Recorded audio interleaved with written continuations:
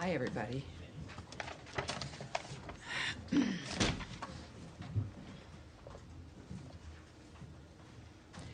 I intended to come out a little bit early, anticipating our friend Caroline closing. Hi, Tommy. Just wanted to make sure your badge. I apologize. Oh, my God, my badge. It's like I'll never be able to function without my badge from this point forward. Thank you, sir. Thank you. All right. I feel so unofficial now. All righty. Yes, so our friend Caroline briefed today, which was terrific. And so here we are. Thank you, everybody.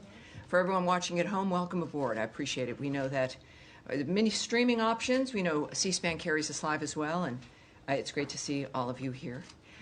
Do have a couple of announcements here right at the top. Today, the State Department notified Congress on our reorganization plan to build an America First State Department capable of meeting the challenges of the 21st century.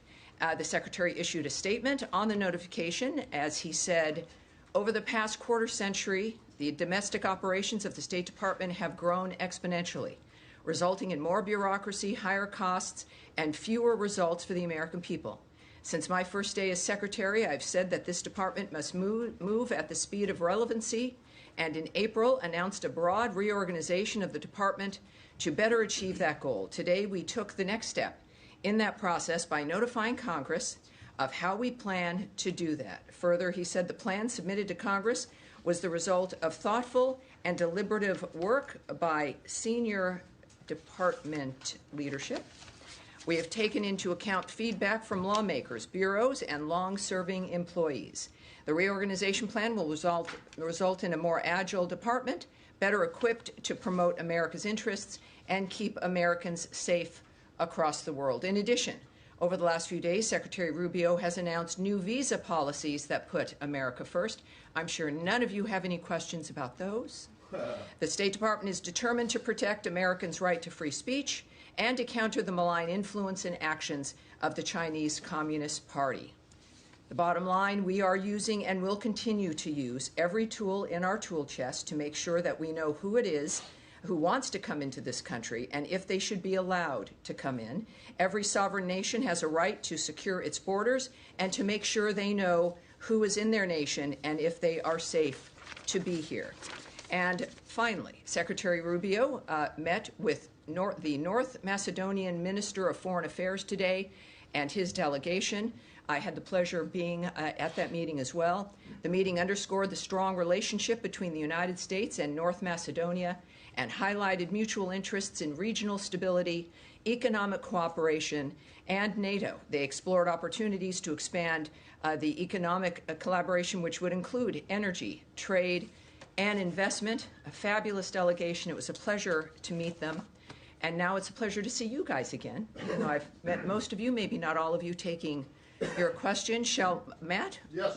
I know you've got a few things on your mind. Well, yes. So I assume you were being sarcastic when you said that I know none of you have any questions. Of course, yes. Sarcasm is my favorite thing. So anyway, I do have a couple of questions. Sure. But I'll keep them brief. On the visa policy, specifically as it relates to China and the Chinese students. Mm-hmm. The statement that came out last night was, it wasn't very specific, shall we say, about what affiliations with the Chinese Communist Party and what critical areas of study would be applicants for visas under those would be, would be subjected to more scrutiny. So I'm wondering if there is an answer to what is the actual, Chinese Communist Party affiliation that would make you ineligible for a visa, or what are examples of the critical areas in which we'll be subject to? Well, since starting here at the State Department in January, I've been impressed with a number of things, most everything, but also learning about the nature of the visas, and I've said here regularly, many people watching around the world might not know, is that we don't give details about what our methods are regarding visas. Of course, everyone is vetted. I think if you've gone through the process, it's about filing for a visa, and then you have to have a meeting. And you do it in your home country, your consulate, your embassy. And that's the process. So there is a vetting. There always has been. What we don't discuss, again, because of privacy issues, but also because it's different for each person, that there are a series of dynamics that can be applied, questions that can be asked, issues looked at, and we use every tool that we have to vet and to make sure we know who's coming in. In this particular case, the United States is putting America first by beginning to revoke visas of Chinese students as warranted, including those with connections to the Chinese Communist Party, as you mentioned, Matt, or studying in critical fields, and enhancing scrutiny of visas for all Chinese nationals, including Hong Kong passport holders. I will not be getting into the details, not only of what the details are regarding the scrutiny and the methods regarding the visa itself, but also when it comes to critical fields. I was rather pleased, having seen very often announcements that don't really give any information, and there's reasons for that, for national security, because there's negotiations, it's diplomatic, et cetera, or giving away the nature of how we choose to do things might give up our hand and make certain things less effective. In this case, when we think of critical fields, which is obviously a very specific phrase, we think about national security, the nature of how we keep America safe and secure and more prosperous. And it is important to have, I think, a broad base, because that could mean something different to many people. It could mean many things. And this is going to be up to the people making the decisions. And I think that that's in the framework of what we've discussed regarding the visa actions as well when it comes to keeping America safe. The United States, I further can say here, will not tolerate the CCP's exploitation of U.S. universities or theft of U.S. research, intellectual property, or technologies to grow its military power, conduct intelligence collection, or repress voices of opposition. The Trump administration is focused on protecting our nation and our citizens by upholding our national security and public safety through our visa process, obviously very openly and transparently applied by Secretary Marco Rubio. Every visa adjudication is a national security decision, every single one of them. Every prospective traveler to the United States undergoes interagency security vetting, prohibiting entry to the United States by those who might pose a threat to the U.S. national security or public safety is key to protecting U.S. citizens at home. So we've experienced this through these last several weeks.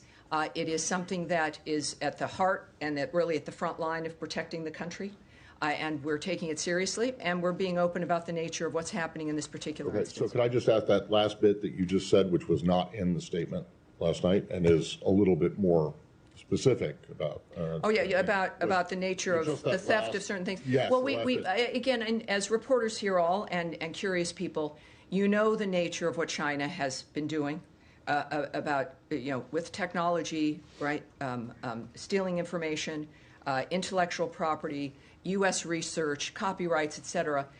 This is not new or confusing, and this is one way that we certainly can try to mitigate that issue.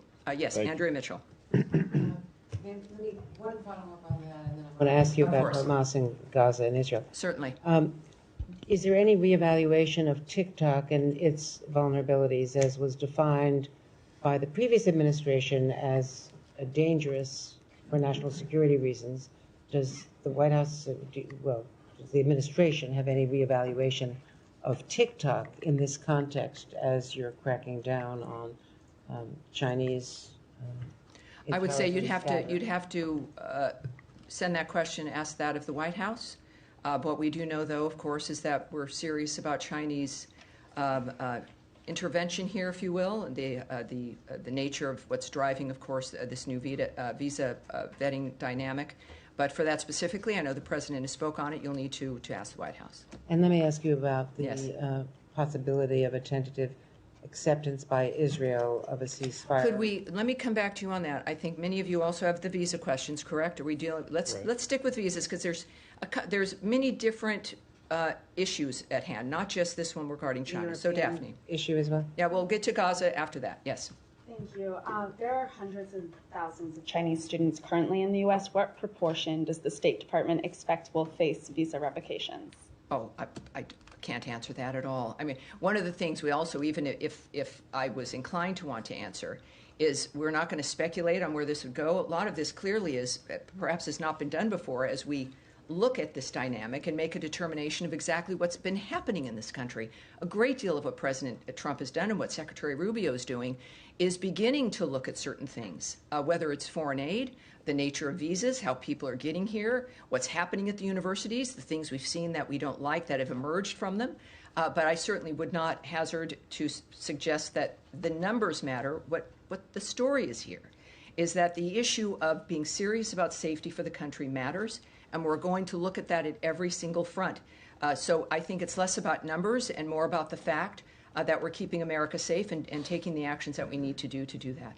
At the tail end of Trump's first administration, the U.S. revoked visas for more than 1,000 Chinese students and researchers that were deemed security risks. Should we expect the actions that Secretary Rubio announced yesterday to exceed those first-term measures? God, you love the numbers. She loves the numbers, Daphne from Reuters. How many originally did you say Chinese students were here? The hundreds of thousands. Hundreds of thousands. And so you've provided a number of about 1,000, which I'm not quite sure how that number even would have been a number that you could rely on, because Consular Affairs does not provide numbers. We don't discuss visas that are issued, visas that are removed, things that are revoked. Those are numbers that are not shared, are not provided, and I would suggest using caution if someone is giving you a number like that. I have no idea what the numbers will be. What I do know is that the people who are deemed to be a threat to the country or a problem now will be vetted again or looked at seriously, and Americans will be safer. That's the story here. And then just on the visa restriction policy announced yesterday over the censoring of Americans, can you provide any specific examples of what actions prompted the U.S. to institute this policy? And when might we expect any visa restrictions to be implemented? In a case like this, you're looking at a policy that is a reflection of what the Trump administration and the American people care about, which is the idea of Americans being censored. We experienced this through COVID, the nature of our ability to be able to speak our minds. And while I won't give you or can give you or would give you specifics about how this particular restriction would be approached, which is not done in a blanket way, right? That there's individuals who are flagged or who are seen as being a participant in some aspect of the censorship of Americans. What I can say is that all of what you see emanating from the Trump administration and the State Department is a reflection of the policy of this administration and what the American people want and expect when it comes to what their futures are going to hold. Again, on visas, Yes. hold on, please. Still on visas. Still on visas. One moment, I'll be back with you. Yes. One on the cable that went out on Tuesday, it said they expected this expanded social media vetting guidance for visa applicants to go out in the coming days. Are you still tracking that timeline, and can you give us any Yes. guidance on what that is going to Yes, look I can't give you a specific timeline, but there will be more information. What I can say is that, in general, because that was an internal communication that was leaked, at the same time, we have confirmed that the details are accurate. Also, the Trump administration is focused on protecting our nation and our citizens by upholding the highest standards of national security and public safety through the visa process specifically. Every adjudication, as I noted to you, is a national security decision. And a visa, as a reminder, is not a privilege. It's a privilege. It's not a right. It's not a birthright. It's not something that you're owed, no matter where you come from. Every prospective traveler to the United States undergoes interagency security vetting. And this is important with these conversations because it seems like only certain groups are facing vetting with visas. Every single person does. So I would say that, yes, you're going to get more information. And this is, as a result, not an interminable kind of end. There is an end point, and it should be rather quick as consulates and embassies make adjustments when it comes to how they handle Can we visas. expect the appointments to open back up immediately after that guidance goes out to posts? Well, one thing I can tell you, a few things I can say is people can still make their application, do their regular steps, but it's a two-step process, right? You apply, and then you have to get an appointment to meet with people, to talk with them. Unlike often with the passport or something, there's a very specific process. So right now, there might be some delay, and what I'm told to encourage people to do is to regularly check to see when those spaces open. So as opposed to, let me just say, I would not be recommending that if this was going to be weeks or months. So if you've applied for a visa and you want to, please do. Then if you're not getting an appointment, there's this online system. You continually recheck to see when those spots might open. I can't tell you immediately after some, indeterminate moment of an action, but I can tell you that it's something that would happen perhaps sooner than later.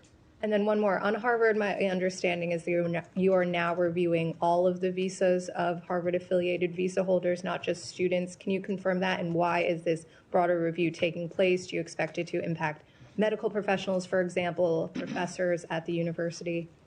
I hesitate only because all of this is regarding visas and the nature of our mission and the approach that we take regarding who is being scrutinized and how we're going to approach. So we're going to put that off. I think we probably will have a bit more on that next week, perhaps, but we'll put that off now. But what I can say clearly with all of the news over the last 48 hours is that the visa process is a key component of keeping the country safe.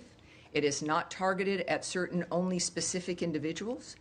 This is an overarching national security action, and we are acting quickly. Obviously, we're a nation that loves people coming here the legal way, and we want to help facilitate that, but not at our own risk. Sean. Sure. More on the visas. If you don't mind me emphasizing, as Daphne and Matt asked you on the language, the Secretary's statement yesterday aggressively revoked visas for Chinese students, including those with connections. It's not specific. He's not saying specifically those with connections. So, there are 277,000 Chinese students in the United States. Should all of them feel that they're at some risk of having their visas revoked? I think everyone who's here on a visa has to recognize, certainly is what they've seen over the last few months, that America takes their visas seriously, that vetting is not a one-time process, it's continuing. And that if things happen, if you get arrested, if there's some kind of an issue, it's probably going to be seen at some point. But I do think that with this particular dynamic, it's clear that there's an interest in making sure that those who are here from China on a visa understand that we are taking our national security seriously, and we are looking at their visas, and if everything's fine, terrific. But that will be a vetting that certainly continues and is important, clearly, to the administration. Okay, and a bit broader, you said if everything is fine, you're welcome. More broadly, all these things that are going on with the student visas, with the vetting, with the suspension for now of new appointments. Is it still a priority for the administration to encourage students to come to the United States? They have other options. It's been said that Hong Kong, for example, is now saying students at Harvard, doctoral students, have a fast track to go there. Is there any concern that the U.S. is losing a competition? After all, there's $50 billion into the economy from international. Yeah, well, people come here because this is where you start new lives, where you have every opportunity in the world. There's a reason why people come here. It's because of what the country represents. Yes, the excellence of our schools, and we want to keep it that way. We want parents who send their children, whether they be from a different country or America, to an American university, that they can recognize their child when that child returns home.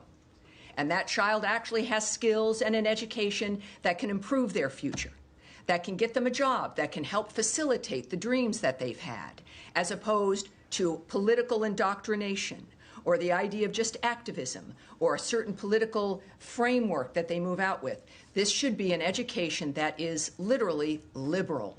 The idea that you learn things that help facilitate your life no matter where you come from, who you are, if you're a Jew or a non-believer or an atheist or black or white or a woman. We've been through this in this country for the last 2 to 3 generations still.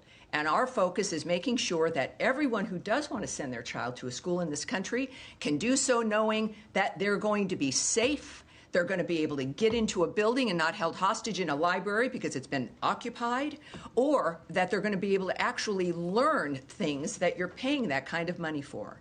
So, yes, it not only should encourage more people, for those who are already here, it's certainly an important dynamic for believing and understanding that your child's going to be safe and that you're going to get something that you've paid for more than a social activist who lives in your basement.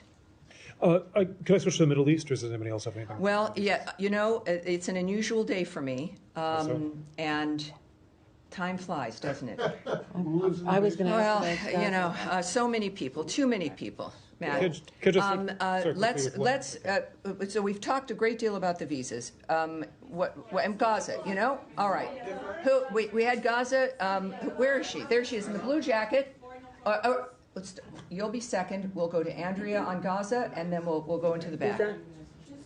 I was Yes. to ask you about the reported acceptance by Israel of a ceasefire for Gaza. What you can fill in about that? Does it include expanding food deliveries? Does it include the South as well as the North? And do you know whether Hamas has signed on to this? And is Qatar or Oman? Well, we know there's been a proposal put forward that seems to be promising. We are unaware of Hamas accepting it, but we do believe that it has some significant promise. We would, of course, as you might imagine, it's been a goal of the administration to get all the hostages out, certainly the bodies that are being held. And so, and I believe that Caroline addressed this too, I think, earlier. Yes, so there is some optimism, some important optimism, but the aspect regarding Hamas and its position is unknown at this point. But I think that there's some optimism regarding what has been proposed. And was this, do you know if this came from Mr. Witkoff and Dermer and the other envoys who were here from Israel this week? Well, I believe that certainly Special Envoy Witkoff, as he's been involved in most issues and our successes, but at this point, we're still waiting to get some kind of a final point put on that. Which would allow even more humanitarian aid to move in, and certainly the return of hostages and bodies. This is what we continue, always are working on, and we're excited that this might be a good development. All right, Nadia. Thank you. I'm following up on Gaza again. You know, Caroline just said now, actually, that both the Israelis and agreed to it, and they're waiting for. Yes, that's correct. So this is when we say this in optimism, it means Israel's agreed. All right, so we're in a very good position, I think. But as you know, the president said he wants to see an end to this war. Is this any U.S. guarantee that actually they're going to discuss the end of the war after the 60-day ceasefire? Because every time they reach that stop, and the ceasefire collapse is because... Well, the ceasefires don't collapse. Ceasefires are ignored by Hamas, and they're broken by Hamas. They don't just collapse under their weight. Every moment, though, even without a ceasefire and without agreements like this, there's the constant effort to get this heinous situation to end, and not just for the moment, not for the 60 days or 6 months. That is the hallmark of President Trump's vision. And what the secretaries worked for, what our special envoys have worked for. Special Envoy Witkoff could be, just like President Trump, enjoying a very comfortable life somewhere else. But these are men and women who've made this kind of commitment. So I would say that obviously the end goal is an end. But ending the murders, the slaughter, the carnage, and getting people what they need is key. And that, of course, you can't. It's different, and I think Zelensky had noted this as well, right? I mean, you can't talk about peace as you're being shot at and killed. I mean, it's one thing has to be able to lead to the other. Otherwise, it just doesn't make sense. All right. Now, in the blue, I've skipped you off, and are you on this part? I want to go back to the visa. Visa. All right. Let's get one more question regarding Gaza and yes, in Middle East. Go ahead. Okay. Go ahead. Yes, you go ahead first. We won't go right back. We won't go to visas. We've spent a great deal of time on that. Go ahead. Me? Okay. Yeah, go ahead. Yeah. I got a Gaza visa question rolled into one, so it's Jack. The Mahmoud Khalil case, the federal district judge ruling yesterday that while he found that Khalil gave insufficient responses to allegations that he omitted key information from his application, the judge also ruled that Secretary Rubio's determination that Khalil's activities would have an adverse impact on American foreign policy were unconstitutionally vague. Does the Secretary have a reaction to that, number one? And number two, does it change the position or the tactic going forward? Yeah, so again, let's just take that back for next week. I mean, I do want to get a direct response for you for that, but I literally have to go in a few minutes. And normally I would stay for as long as I could, but there's something I can't avoid. Okay. Yes. Yes. All right, we'll go to Russia, Ukraine. Yes? All right. Obviously, the Secretary connected with his counterpart in Russia yesterday. In their call, did Mr. Lavrov give Secretary Rubio any indication of whether and when this peace memorandum that Russia promised would materialize? President Zelensky is saying nobody has seen it, and Secretary Rubio has said it's an important indicator of how serious Russia is about continuing negotiations. So I'm wondering if you have an update. Yes, again, we've said multiple times that we're going to judge Russia based not on what they say, but on what they do. And right now what's happening is not good, right? You've heard that from the president. What I can tell you is Secretary of State Marco Rubio, in fact, did speak with Russian Foreign Minister Lavrov. Secretary Rubio welcomed, as we all did, the exchange of 1,000 for 1,000 prisoners, which happened over the weekend. That was arranged, I believe, while we were in Istanbul, Turkey. The Secretary reiterated President Trump's calls for constructive, good faith dialogue with Ukraine as the only path forward ending the war. So that's what we're saying about the call itself, and we'll have to kind of leave that there. On the question of the good faith dialogue, sure. Does the Secretary believe that what the Russians have offered in terms of these direct talks with the Ukrainians in Istanbul, is that being offered in good faith? We understand it's the same delegation that was dispatched last time. Is this actually going to move the ball forward, or is it a rehash? Right. Well, that's kind of, I think, at the heart of the current diplomatic dialogues and negotiations. And I won't characterize the Secretary's point of view or his approach. I think what he reiterated after this call, I think, speaks for itself, that he reiterated President Trump's calls for constructive, good faith dialogue as the only way to end the war.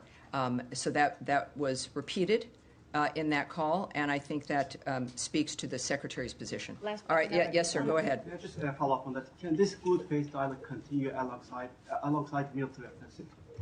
You've got to repeat that first part. Can this good faith dialogue this continue alongside military offensive? Well, obviously, we're going to find that out. Again, we're judging, and I think the president has judged Putin based on the nature of what was clearly extremely frustrating to him regarding the killing of civilians while talks are going on for a ceasefire. And that's a judgment that's going to come from the leaders of this country, the leaders, frankly, of the free world, of whether or not that's possible. And we're going to have to take that moment by moment in this case, I think. And are you guys involved into the second part of Istanbul talks? Are you part of it? I'm not going to go into that. I have nothing to preview for you on that. So yes, sir, go ahead. The president yesterday said that the deal with Iran could happen in the next couple of weeks. The Iranian foreign minister today on X said that media are speculating about an imminent agreement, but he's not sure we are there yet. Any reaction to what he said? Well, people are speculating because maybe somebody goes on radio and starts to speculate and starts to talk and starts to gossip. We don't do that. We've learned that discussing the details of something as sensitive as peace negotiations or a ceasefire does not help. It might be more interesting radio, but that's not how we're operating. It's not how serious agreements benefit. So I'm not going to comment on that. What I do know is that every report after our meetings is that it's that they've gone well and that progress has been made. Iran is at the table, and progress has been made based on the lines of President Trump, what his lines are, that there will never be a nuclear weapon, that there will not be enrichment. And we make progress every single meeting. And that, unfortunately, in our very strange short day, that is going to be it today. I know there's more, and of course I'll see you soon, and you also know how to reach all of us. All right, thank you, everybody. That really is it. Thank you. Appreciate it. Have a great day. Thank you.